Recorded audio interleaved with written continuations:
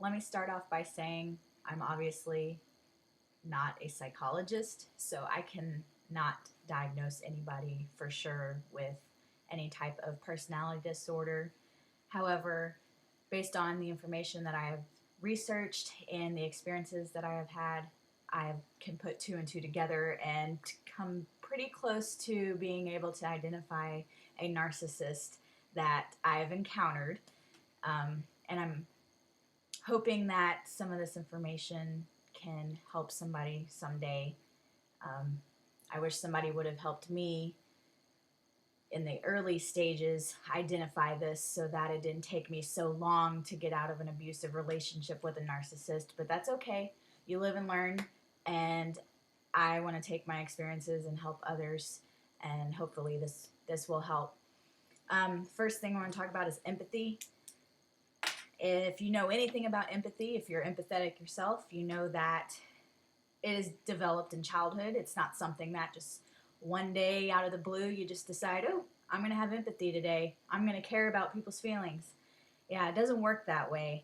I remember one time a narcissist had told me that he now has empathy for me.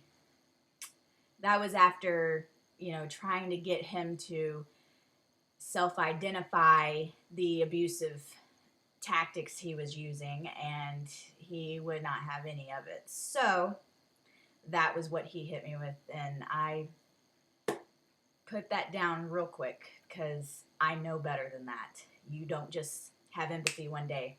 You don't abuse somebody and lack empathy, and then when they tell you how abusive you are and bring these things up, you don't just decide, oh, I have empathy now, and then still deny the abuse that you did. It does not work that way. So,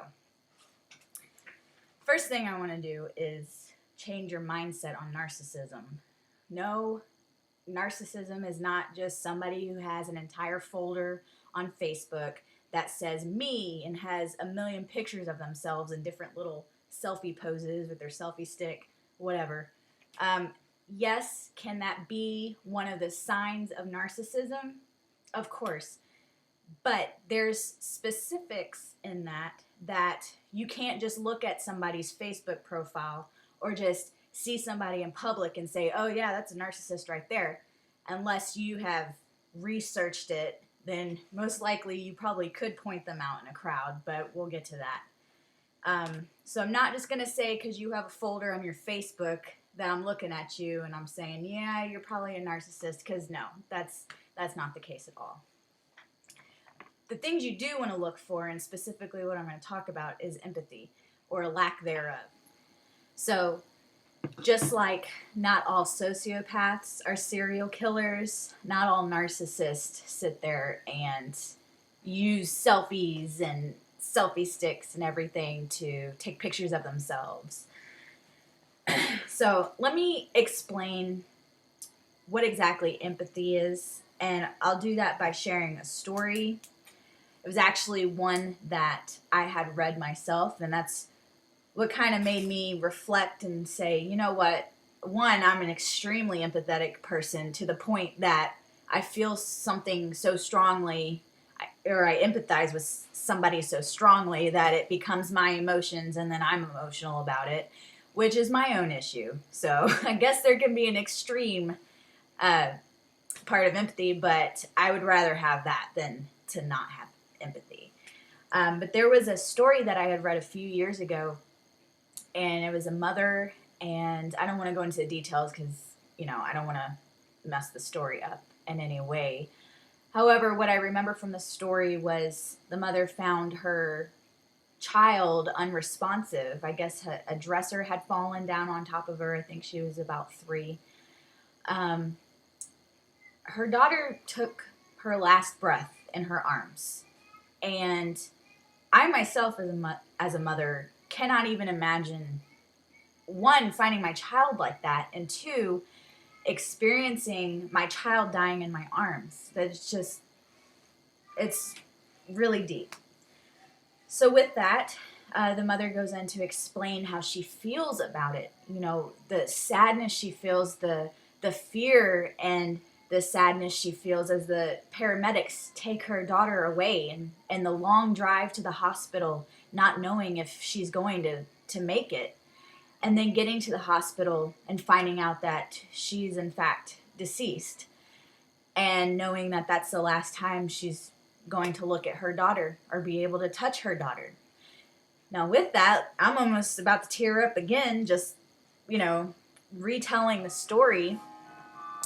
And if you have empathy, you would feel for that mother. You would put yourself in her shoes. It's not so much looking at the situation, such as sympathy, where you're looking at the situation and you think, wow, that's a really intense thing to go through. That's really sad. It's actually putting yourself in that person's shoes and feeling that emotion that she's telling you about. Being able to look at it as, my gosh, if that was me, this is how I would feel. I would feel exactly the same, or I would feel worse. That is what empathy is. Now, when you're dealing with a narcissist, they don't have that at all. It's almost as if they read stories and they probably look at the person like, okay, so. And that seems very extreme, especially when it comes to a death of a child, because as an empathetic person or anybody who has emotions would think, oh my gosh, like, how could somebody look at that and not feel anything? Well, that's the thing, is narcissists don't. They don't feel anything. They don't feel the same things we feel. And it's wrong for you as an empathetic person to project those emotions onto the narcissist. And that's what gets us in trouble. I mean, that's what got me abused for so many years, was the fact that because I felt a certain way and the fact that he blamed me for everything, I would internalize that, and I would look at it as, there's no way that he is doing this on purpose. There's no way somebody could do this on purpose. I must be doing something wrong, because how could you look at somebody and abuse them and think it's okay, especially when that person's crying and begging you to stop, and you won't. Did not put the two and two together until now. So with that, like I said before, empathy is not something that you just come up with out of the blue. It's just one day you're like, oh, I'm going to be empathetic today. So that is developed in childhood. They've done many studies on it. And with that, usually it comes from a parent-child relationship. So if a parent does not have a very good parent-child relationship, you can see how a child wouldn't develop empathy. And then if the child views one parent not acting in an empathetic way or an empathetic manner within the household, and they grow up with this, and they idolize that parent, they think that parent walks on water, then obviously they kind of miss out on that step of empathy when they're developing throughout their childhood. So for someone to come to you, and this is just for future reference, if you're dealing with a narcissist and they happen to tell you that they're now empathetic, no, you're not. And especially if you look into their childhood and the developments, and then all the other symptoms that come along with that, most likely empathy will not be there. I'll give you an example from my own experience of how it was kind of like one of the very many chances I gave him. But specifically when it comes to empathy, I remember feeling this and feeling like, how can he not understand how I'm feeling right now? Having been sexually assaulted in the past, it was a very sensitive subject for me. It still is to this day. But specifically, there was a time that I was sexually assaulted when I was drunk, and I went through the phase of nobody believed me and blah, blah, blah. Everything that a sexual abuse victim suffers, I went through that. I got married to someone I figured would empathize with my situation, and he didn't. And this was kind of one of the first moments that kind of got this lack of empathy ball rolling in my head about him was we were watching a movie, and on the movie there was this rape scene. I mean, one that makes me really uncomfortable, even just like somebody talking about rape on TV. At this time, it made me uncomfortable. I feel better now with therapy that I've gotten. But at the time, I felt very uncomfortable with that. And this movie, for whatever reason, it was a long scene. It was a drunk girl laying on the couch, passed out at a party, and this guy climbed on top of her and had sex with her unconscious body. Now, she started coming to a little and realizing what was happening, but, she couldn't do anything to stop him. She was too drunk. So the scene went on. I mean, as long as the fact that I can tell you the details to it. So it made me really uncomfortable. And normally when I see stuff like that, I get real panicky feeling, but I can control it. It's kind of like, okay, let me just turn this off or walk away or whatever given situation it is. So I started feeling really uncomfortable at that moment, and I turned to the narcissist and I said, can you please turn this off or fast forward this part? It's really making me uncomfortable. And instead of looking at me and saying, my gosh, I'm sorry, especially knowing the things that have happened to me, an empathetic response would be, I'm sorry, I'm really sorry that I just let this go on. Yeah, let me fast forward it. Let me skip over this, whatever the case may be. That's not what happened. He then proceeded to call me dramatic and then told me I was too sensitive and, oh, it's just a movie. I don't know why you're getting so emotionally attached to the movie. It's just a freaking movie. They're actors. It's not even really happening. Blah, blah, blah, blah, blah. So, of course, I'm feeling like, okay, there's something wrong with me for feeling this way. So I said, well, you know what? It really is making me uncomfortable. Like, I'm just going to go upstairs. So I go upstairs, and he storms after me upstairs, yelling at me, telling me how dramatic I am and just how stupid I am for feeling a certain way about a movie. And at the time, what I thought were normal emotions, I'm now starting to think maybe I am dramatic. Maybe I am too sensitive.